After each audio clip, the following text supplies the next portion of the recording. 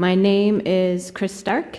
That's my English name, and my Anishinaabe name is Nagamo Zibi Unse Kwe, which means singing little river woman. And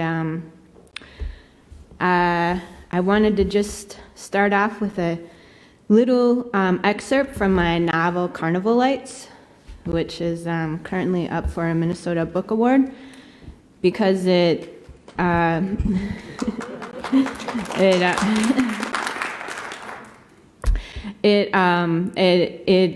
might seem like a good business person promoting my book this way, but I'm really not, because I only have like 3 copies with me, because I never think about selling it. So I wanted to just read this little tiny excerpt from the book, because it's what I think I kind of wanted to talk about some here. And it's about accountability, and it's also about memory. And when we talk about justice and we talk about healing, those are 2 of the core pieces, especially for people of color, especially for Indigenous people, as we all live here on this land that is in a continued state of colonization. So once a deed is forgotten by the people who witnessed it or heard it or spoke of it, or a man in black with a loon collar listened and crossed himself, it is over, but not in Indian ways and not in the ways of the world. Deeds live on. Deeds have consequences that do not end, for place holds memory, not time. And that's really important to me for my own background. I grew up in a situation in which I was being, shall I say, profoundly abused, along with other people in my family and other women and children here in Minnesota, up there just off the Cuyuna Iron Range. So we've got a few Iron Range people here, and then down here in the Twin Cities as well. And when I was growing up, I was aware that I might not wake up in the morning, and I would fall asleep feeling very, very sad that I might not be alive the next day. And I had that awareness as a very young girl, and I grew up in that situation where one of my main preoccupations in my life was whether or not I was going to disappear. And no one would talk of me again, and I would simply be gone. And that is one of the unfortunate foundations of the work that we do here on this land called Minnesota, on Turtle Island, is that we have to be rooting our work in that reality, which is a reality that Indigenous people continue to live with, and other communities of color also continue to live with as well. And it's a very different reality than having someone die from natural causes, or even having someone, sadly, be murdered, maybe walking down the street or whatever, but you know what happened, and maybe it went through some kind of process, and there was some kind of reckoning and some kind of awareness, and it was spoken about, and it was in the newspapers, and there can be some kind of way for the family and the community to move forward despite that situation, as painful as it is, and as we know, the pain doesn't necessarily end. But I think because of my past and the work that I've been doing as an advocate, as a researcher, as a writer, as an organizer, I'm also a visual artist, I carry the knowledge of at least some people who have been murdered or who have gone missing. And I carry that as I drive through the Twin Cities. I carry it with me as I'm going through the rural areas here in Minnesota.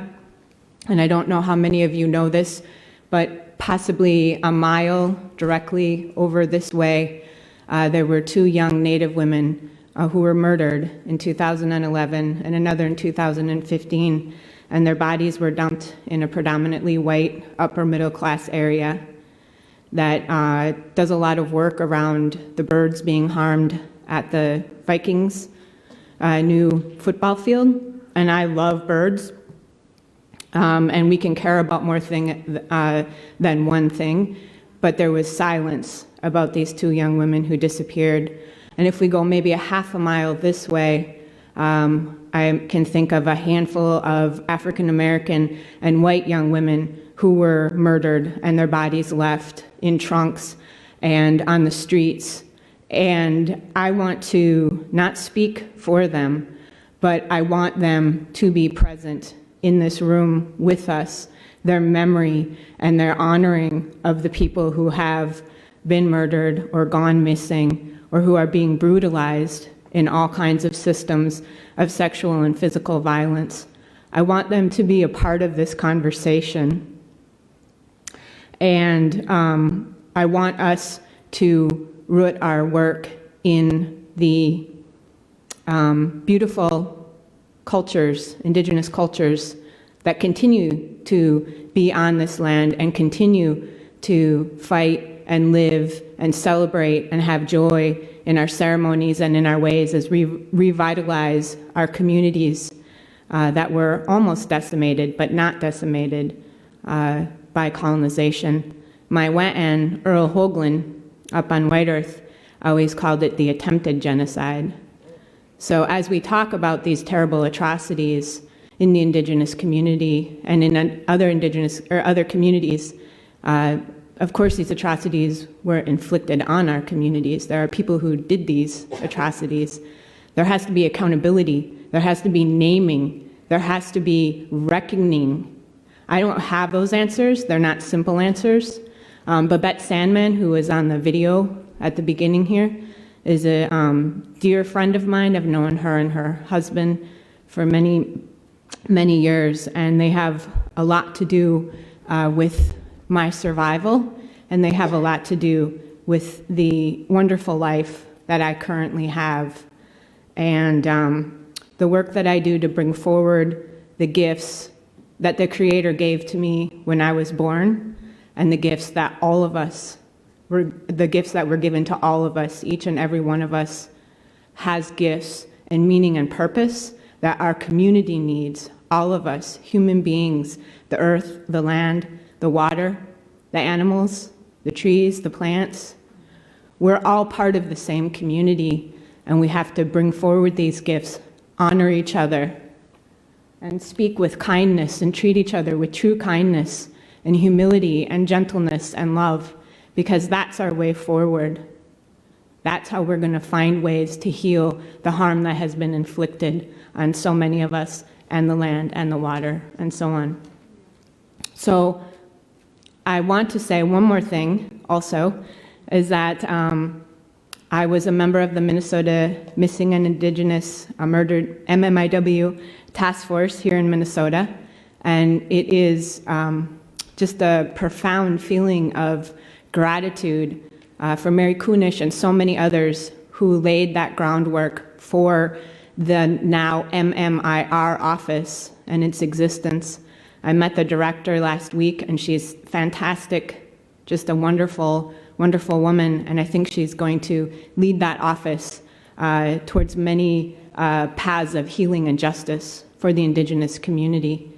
And that's something that people can support, is that office. You can support it politically in other ways. And I'm also part of a lot of organizing with Babette and my friend Sheila Lamb, and we're starting a nonprofit called Nanda Nujamo. And it's going to focus on healing, and it's going to focus on the gifts that Indigenous women have, and it's going to open doors for that healing and for those gifts to be pursued, because it's through joy and it's through love and it's through finding the things that and the people that we love. That's what brings real healing. Not calling each other disorders and pathologies, but finding the beauty within each of us and celebrating that with each other. So, Miigwech.